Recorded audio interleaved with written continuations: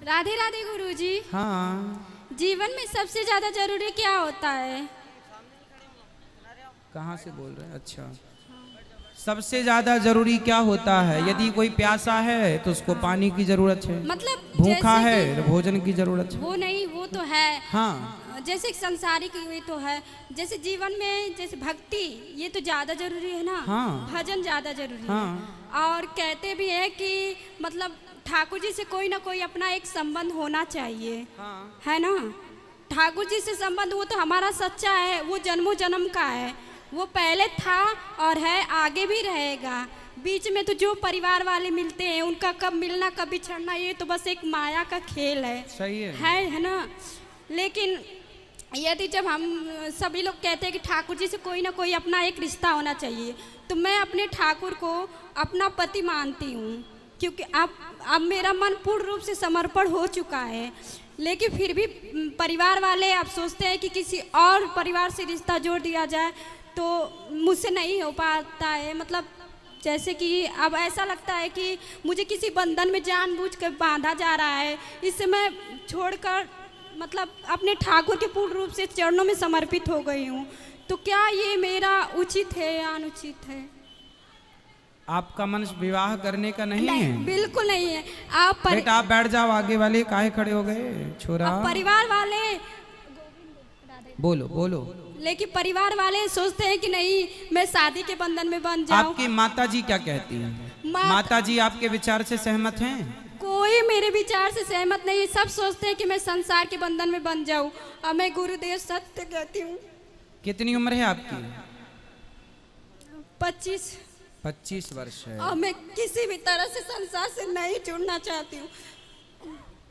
मैं पूर्ण रूप से अपने गोविंद को अपने ठाकुर को अपना ली हूँ। कहाँ रहते हो आप? मैं तो गांव बनारस में, बनारस से आगे है आजमगढ़ गांव में रहती हूँ, इधर ही कहीं यूपी की हूँ। तो विवाह नहीं करना माता पिता कहते हैं, विवाह करो। परिवार वाले बिल्कुल इस बात को मानने के लिए ही तैयार नहीं है। वो सोचते हैं क्या भगवान से कोई शादी करता है, भगवान को कोई पति मानता है? अरे ऐसे ही घर जा, तू शादी कर, अपने परिवार में देखते रहना, उधर ही सब कुछ कर लेना, ये सब ढोंग मत कर। लेकिन मेरी हृदय की बात को वो लोग नहीं समझ सकते हैं। और ना मैं कैसे समझाऊँ, वो लोग समझने को तैयार नहीं है। और मेरा हृदय संसार को स्वीकार ही नहीं करता है, किंचित मात्र नहीं स्वीकार करता है। इससे मैं सोचती हूँ मैं शरीर त्याग दूंगी, लेकिन किसी भी संसार के बंधन में नहीं बन सकती। नहीं, शरीर त्याग देना वो तो त्यागना ही पड़ेगा अंत में अपने को, लेकिन तो, हाँ। जानबूझकर यदि त्यागा जाएगा तो वो अपराध हो जाएगा। वही चीज है। तो अब संसार घर वाले यही सोचते हैं कि नहीं मैं संसार से जुड़ जाऊं, बंधन में बन जाऊं, इसके लिए यहाँ से वहाँ शादी कर दूं, ये कर दूं, वो कर दूं। लेकिन मेरा चित्त तो नहीं गृहस्थ बेटा बुरा तो नहीं है? नहीं, गृहस्थ का बुरा का मैं बात नहीं कर रही, लेकिन गृहस्थ के लिए मन चाहिए। लेकिन हमारा मन नहीं है ना। सही। बिना मन का गृहस्थ नहीं चल सकता गुरुदेव। सही है। अगर जिससे भी रिश्ता जुड़ेगा तो उसको तो मन देना पड़ेगा ना। उसको अगर मन ना दिया जाए तो वो गृहस्थ नहीं चल सकता। नहीं, उसको मन देने की जरूरत नहीं। भगवान को मन दे रखो, संसार के लोगों को गुरुदेव तो हाँ। जिससे मन जुड़ा होता है उसके पूर्ण रूप से जब आसक्ति हो जाती है। हाँ, मैं आपकी बात से सहमत हूँ कि भगवान गृहस्थ में रह के गृहस्थ के कर्तव्यों को पूरा करना पड़ता। तो वो समय कुछ और था, लेकिन ये कलयुग है। कलयुग में हम सोचे कि हमारे अनुरूप कोई रहे, तो वो नहीं, क्योंकि वो सामने वाला पता नहीं वैसा। अच्छा, आपके अनुकूल यदि कोई पुरुष मिल जाए तो आप विवाह कर लेंगे? नहीं, कदापि नहीं कर सकती गुरुदेव। आपकी तरह भक्त मिल जाए तो? कदापि नहीं, मैं किसी को स्वीकार कर सकती। क्यों? नहीं, मेरे ठाकुर के अलावा मेरे हृदय में किसी की जरूरत नहीं है। मैं कदापि नहीं सोचती कि मेरे हृदय में मेरे ठाकुर के अलावा कोई अन्य आए कि मैं इससे कहूँ कि ये मेरा है। झूठ से सपन में भी ना बोलूँ मैं कि ये मेरा है। अच्छा देखो, आपका जो विचार है इससे श्रेष्ठ विचार इस धरती पे कोई हो नहीं सकता कि भगवान को हम अपना माने। इससे श्रेष्ठ कुछ नहीं है, ये तो सही है। पर अब संसार के लोगों को भी आपको समझाना पड़ेगा, माँ को, पिता को, अब आपका भाई, आपकी बहन, आपकी माँ, वो भी दुखी ना हो, उनको कुछ समझाओ। मैंने एक कथा में सुना था संत गुरुदेव के मुख से कि हमारे ठाकुर कहते हैं कि तू सब कुछ सर्व धर्मों को त्याग कर तू मेरी शरण में आ, मैं तेरी रक्षा करूंगा। हाँ, भगवान गीता में कहते हैं सर्वधर्मान परित्यज्य माम एकम शरणम मैं व्रज। तेरी रक्षा करूंगा। मैंने बस एक बात उनकी पकड़ ली और हृदय में ये धारण कर लिया कि मेरे ठाकुर जब कहते हैं कि जब मैं तेरी रक्षा करूंगा तो तब मैं क्यों बंधन में बंधूं। ये संसार तो बस माया के खेल है, ये परिवार वाले आज है कल नहीं रहेंगे। चलो आपकी बात से मैं सहमत हूं, पर एक छोटा सा प्रश्न मेरा आपसे ये है कि चलो आज तो आपके मन में गोविंद है और आपके मन में कोई किसी पुरुष का स्थान नहीं है, हमेशा आपकी साधना ऐसी चले, पर आज नहीं, आज के 5 साल बाद 10 साल बाद कभी यदि मन ऐसा हुआ, क्योंकि मन देखो मन स्थिर नहीं हो पाता, यदि आपका मन स्थिर हो जाए तो बहुत बड़ी बात है, पर मन तो देखो रोज गुलाटी खाता है, मन कभी ऐसा कहता है कभी मन ऐसा कहने लगता है, जैसे अब मन अच्छा कहता है कल को उससे बुरा कहने लगता है, तो मन का भरोसा नहीं करना चाहिए। मन का भरोसा नहीं गुरुदेव, यदि हमारा जब जैसे हम उनसे जुड़े हैं तो मेरे ठाकुर ने मुझे अपनाया है और मुझे विश्वास है जब मेरे ठाकुर ने मुझे अपनाया, मुझे ऐसा स्वप्न में दिखा कि मेरा ठाकुर से विवाह हो रहा है। मैंने ऐसा जब तो आप माला किनकी जपते हैं? हाँ, माला किनके नाम की जपते हैं? नारायण। आप ही मेरे गुरु हैं ना, मैंने आपसे ही दीक्षा लिया है। अच्छा। 1 साल पहले मैं आई थी तो जो मंत्र दिया गया है उसका जाप करते उसका हैं? जाप करती हूँ। तो मैं मंत्र जाप करते समय एक दिन भाव में डूबी थी, तो आपके मुख से मैंने सुना था कि मतलब ठाकुर को कोई ना कोई रिश्ता जरूर होना चाहिए। तो मैं मन में भाव विचार करती थी, मैं ठाकुर को क्या मानूं। एक दिन मैं जब भजन करने बैठी थी तो मेरे भाव में ऐसा भाव हुआ कि मेरा विवाह मेरे ठाकुर से हो रहा है। अब वो धीरे धीरे वो रिश्ता, मुझे लगा ऐसा नहीं है, लेकिन जब मैं उस रिश्ते को धीरे धीरे महसूस करने लगी, ठाकुर ने मुझे मतलब उस चीज़ का अनुभव कराने लगे कि देख तू मेरी है, तू संसार में नहीं पड़ सकती।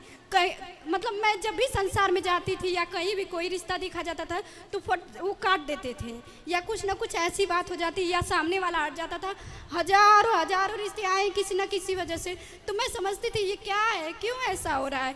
फिर मुझे धीरे धीरे ठाकुर ने खुद अनुभव कराया कि तू मेरी है, तू मत संसार में पढ़। मैंने फिर संत गुरुदेव के प्रेमानंद महाराज जी हैं, उनका सत्संग सुनने लगी, फिर मुझे समझ में आया फिर मुझे लगा कि हाँ ये ठाकुर की बात है। जब मैं उनके रास्ते पे चलने लगी तो मुझे खुद वो अनुभव कराने लगे कि देख मैं तेरा हूँ, तेरा कोई नहीं है।